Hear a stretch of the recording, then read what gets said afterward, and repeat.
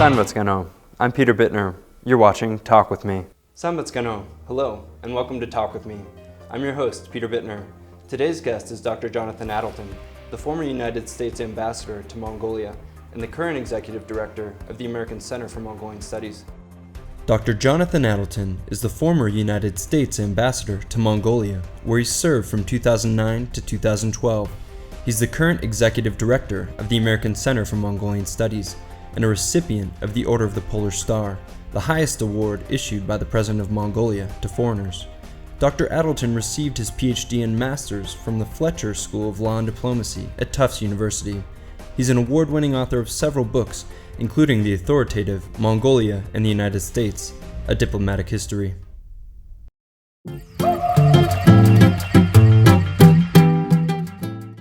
Thanks so much for joining us today, Dr. Addleton. Thank you very much. Jonathan is fine. Okay, Jonathan, it is. Fantastic. So what brings you to Mongolia? Well, it's been 5 years since we were last here. I've come with my wife, Fiona. Of course, we were in Mongolia a couple of times. First time was 2001 to 2004. Second time, 2009 to 2012.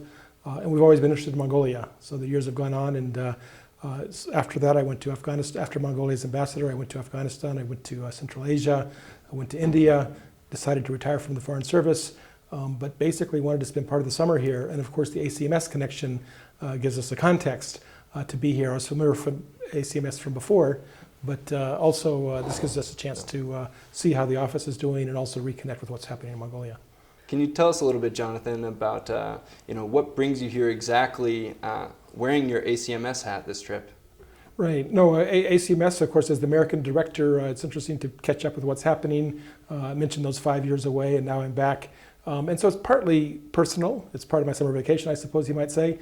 It's partly in the work context, ACMS, and connecting with the office here and what we do. And then I think more broadly, Mongolia, because in 5 years there's been a lot of change, and this lets us to interact. And of course, on top of everything else, meeting a lot of friends from our past lives in Mongolia. What are the goals of the ACMS currently then in country here, and what's the role of the ACMS in terms of the important bilateral relationship between the United States and Mongolia? Well, because I came from an embassy background and of course worked in the embassy here, I kind of think of the ACMS perhaps as an academic embassy. It's sort of a center place, opportunity to connect. And of course, one of the missions is to connect American and Mongolians in an academic sense. So we have 8 summer fellowships, for example, that cover different areas. People come out and they do their research fellowships. We have that active lecture series, a couple lectures a month. And then we're coming a cultural heritage conference is coming up. This is not in Mongolia, but in the U.S. we have a special program that's teaching about 30 American teachers in high school and below.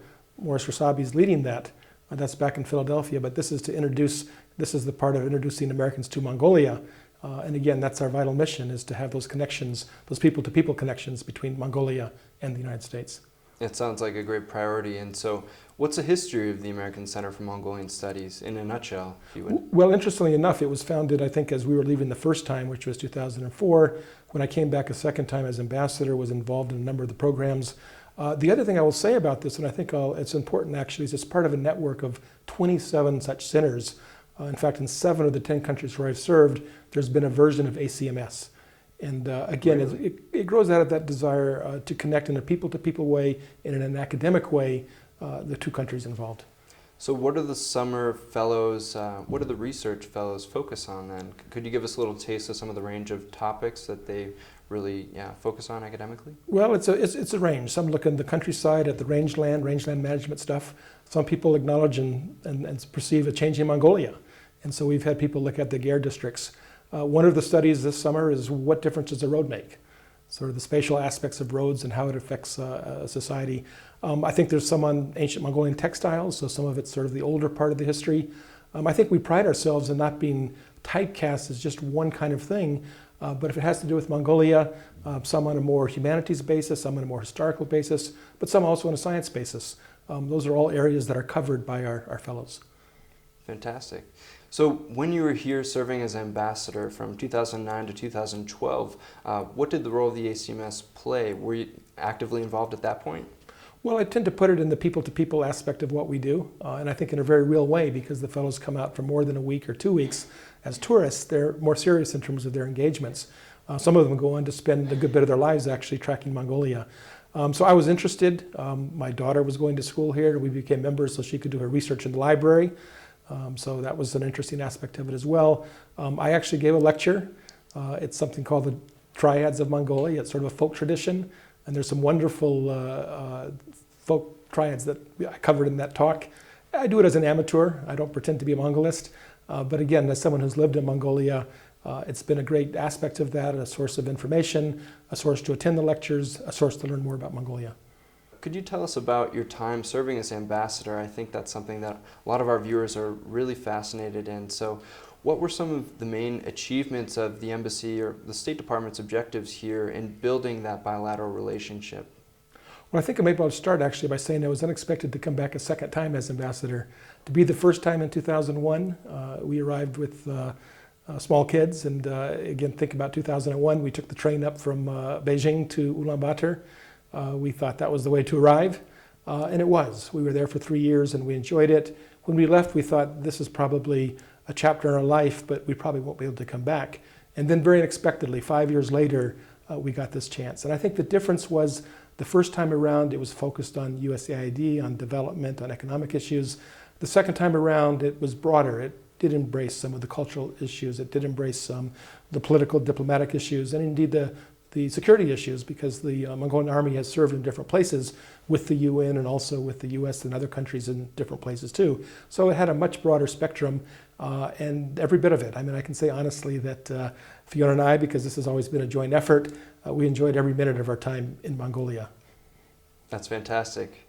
And what are some of the major projects that you undertook or initiated personally?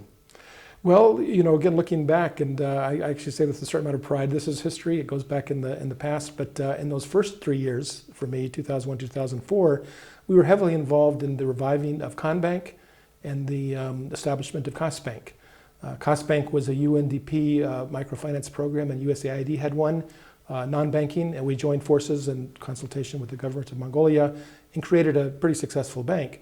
The Conbank story is equally interesting because this was the old agricultural bank of Mongolia, and the government came to us and said, would you look to trying to revive this bank?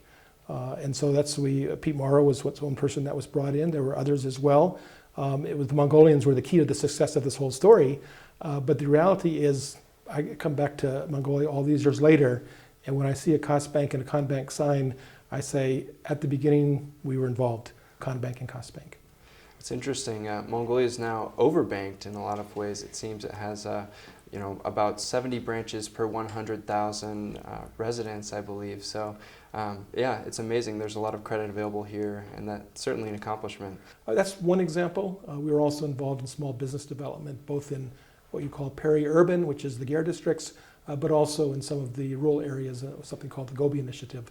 So those were ones that you look back on, you think, hopefully made a difference. It's Mongolia's story, and even in those projects, we're partners, but it's Mongolians that make it happen. And I think in those years, I do sometimes cite the statistic that when I first came to Mongolia, it was $1 billion economy. When I left the second time, 10, 11 years later, it was a $10 billion economy. And for all the challenges, and they're enormous, Mongolia faces huge, huge challenges. At the same time, you're in a different place when you can have a national budget of maybe $4 billion rather than $300 or $400 million. And so there have been transitions. There are new challenges. There are different challenges. There are formidable challenges. But you still have to look back and recognize some of the journey that's been taken so far. And again, climb that mountain, more mountains to go, but you can acknowledge that you've climbed a couple mountains anyway. Of course, and one of the biggest projects during your time was the Millennium Challenge. Could you tell us a little bit more about that initiative? It's a massive $285 million series of projects ranging from healthcare to infrastructure. What really stands out to you looking back about some of the successes of that program and some of the lasting either accomplishments or shortcomings as things evolve, as you mentioned? Right. No, it's a mix of all of those, and it's actually interesting when you talk about massive because again, aid up to that time had been probably around $280 million. Have to go back and give the exact figures, but that's pretty much what it was. That's USAID. MCC is a different, Millennium Challenge account is a different kind of development approach. And it was roughly equal in 5 years to what had gone on in all those preceding years. So it was a huge management challenge. That agreement was just beginning when I came as ambassador in 2009. I do think that in a development project, one of the most important things is to pick the right issues. And I think at that level, it was a success. It talked about infrastructure, it talked about energy, had some environmental dimension to it, it had health concerns as well, and also vocational education. So each one of them were quite distinct. The biggest one actually was the infrastructure project, which I think was like $86 million to build the Chor-Sunshine Road. Okay. Depending on how you look at it, it was the last paved link between Europe and China. And so I remember participating. It was a Korean company that at the time was initially involved at the official opening of that. And many of the things in the MCC were launched during that time, and then they finished after I left. Be interested coming back to see the good, the bad, the ugly, if you will, what worked, what didn't work. I think the road is finished. Yeah. It's interesting on the health front, it marks the transition to different kind of health issues for Mongolia. Most countries where I've served in, infectious diseases, low life expectancy, all the things that come with what people call developing countries kinds of things. The health profile of Mongolia today is not like that. The health concerns in Mongolia are more about hypertension and heart issues and cancer and things like that. Of course, you have the pollution issues in Ulaanbaatar, which are a huge concern as well. But it was beginning to draw attention to the fact that the as they call it, the epidemiological profile of Mongolia was very different. So again, I think the MCA contributed to that. MCA, of course, is very much Mongolian-driven in terms of their priorities and the institutions. It was a small office, MCA office, that implemented that program, but very much in partnership with Mongolia. And of course, as I understand it, there's talk about a second one, which would be an indication that at least some things were gotten right the first time around. That's great news. During your time here, you had a visit from U.S. Vice President at the time, Joseph Biden. Could you tell us a little bit about some of the highlights of that and some of the other moments that really stood out about the visit? Yeah, no, I'd love to talk about that. I think for an ambassador, it's one of the big moments when you have a senior person. And of course, the vice president is only one down from the president. Sure. We also had a visit by the Secretary of State Clinton. So there were two big visits for Mongolia during that time. A third thing that's worth talking about is going to Washington. President Al Baktor's visit the White House, stayed at Blair House. And that was also, I think those visits, I say they were highlights because they captured a lot of the other work that had gone into what we were doing. But when the big people get together and talk, and I think Vice President Biden's visit was indeed a highlight, it was a terrific moment, for personally, but also for U.S.-Mongolian relations. Right, and so those are three major events, that occurred during your time here. When you look back, are there any things that really resulted from those conversations of, the meetings of the minds, so to speak? Well, I think I just to sort of give again that personal anecdote, and there's a couple for each of them, but for Vice President Biden, the big line is, "Welcome to Mongolia, Mr. Vice President," in the category of lines you never thought that you would speak. And of course he came across, I reminded him that he was the second U.S. Vice President, that back in 1944, Vice President Wallace had come through, and in historic accounts they say 100,000 people came out to meet him.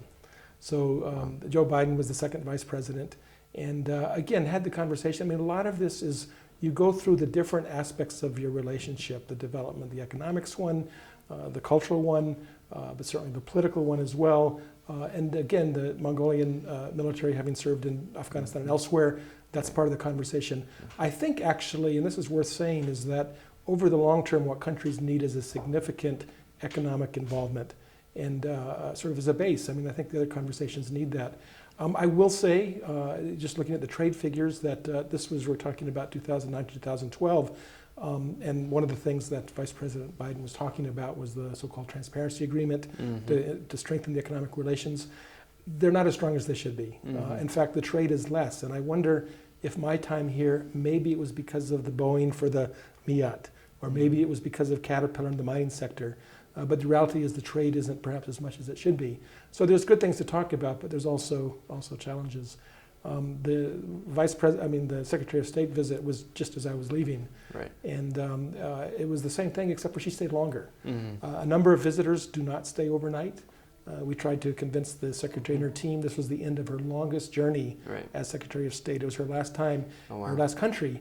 And we said, let us take you to the Mongolian countryside, let us take you to Terelj in this case, and just sort of rest and experience it. So that made it special that she was there. And of course, most of the visits involve some exposure to Mongolian culture, which is unique in so many ways. Of course, meeting the president and prime minister, and often, as both Biden and Clinton did, talking to an audience of Mongolians about some of the shared values and some of the things that happened.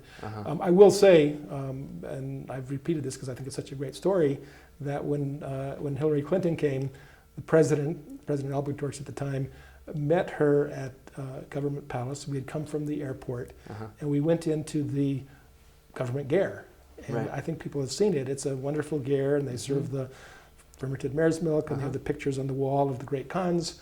But when he came in, he said, "Madam Secretary, welcome to our Oval Office," which I thought was kind of an inspired comment. Yeah, it's a classic comment. So that was kind of fun. And so, of course, there's serious stuff that's taking place, but people are people, they're humans. And sometimes it's the human reactions that you remember over the years. And in both cases, I think it was a real honor to be able to interact in that fashion with both the Vice President and the Secretary of State.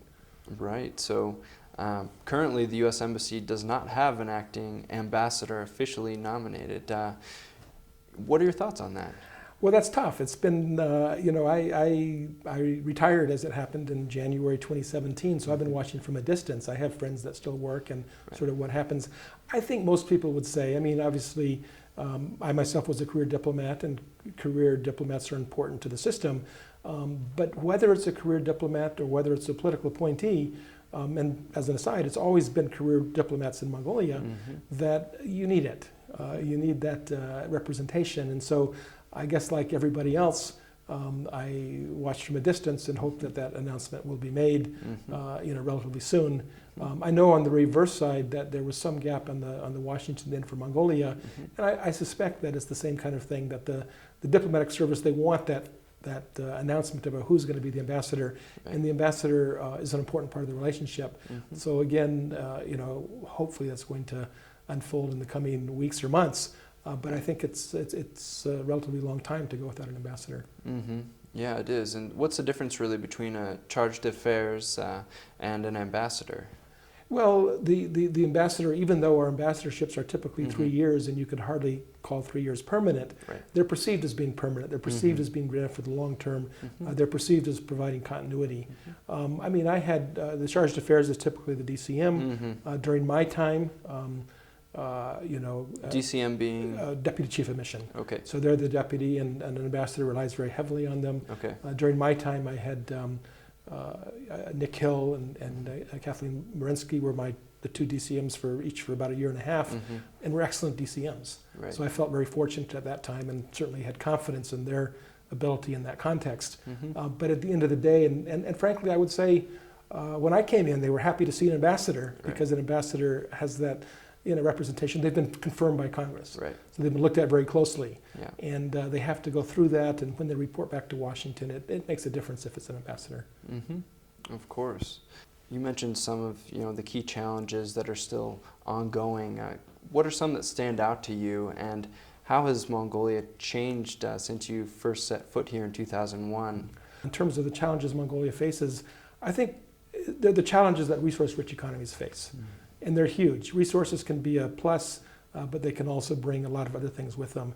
I think there are international lessons learned. Some of the successful countries, if you want to look at them, Botswana is often mentioned, Chile is often mentioned, Norway is often mentioned, resource-rich countries that have done it right. And one of the things that's important about that is they know that it's a boom and bust kind of thing, that commodity prices go up and they also go down. So there's sort of economic planning that's based not on the best case, maybe not on the worst case, but a sort of middle scenario.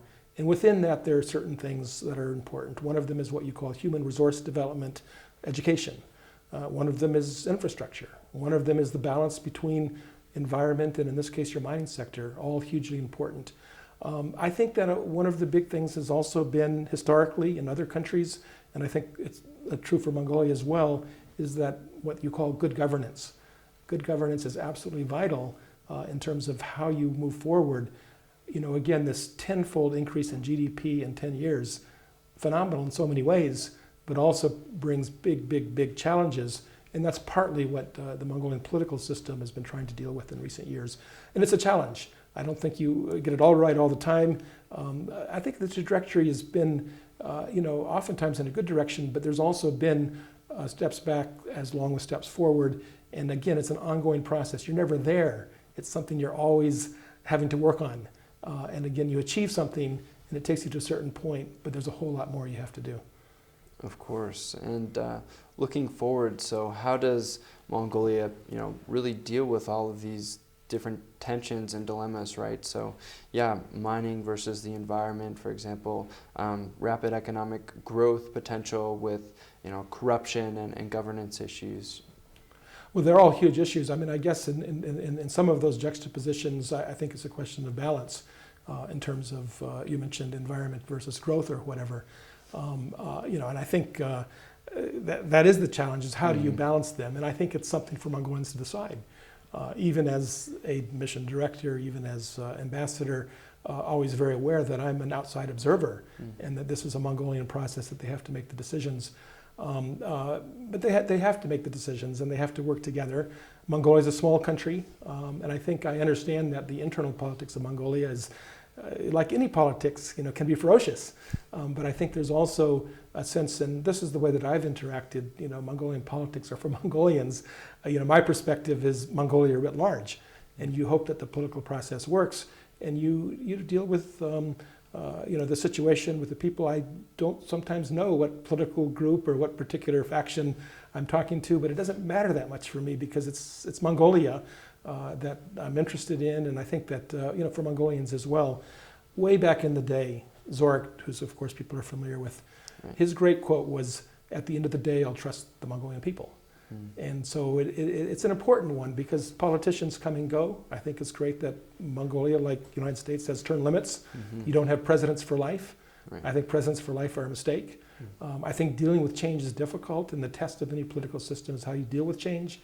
But I think your ability to have elections every 4 years, I think your ability to not have a president for life, your ability to have voters make a choice and people to accept that, I think those are all an important part of it. And of course, over time, people's perspective changes. There's some skepticism about different kinds of things, but that's not unexpected. That's sort of part of the unfolding process. And people that know me know that I'm always, I'm aware of the challenges and I'm aware of the really, really, really difficult things that people face. But at the end of the day, I'm I'm optimistic about the long term.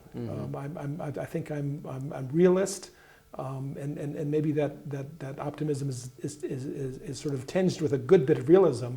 But I still think that Mongolia has the assets to be a successful country, and I admire many things about Mongolia. Absolutely.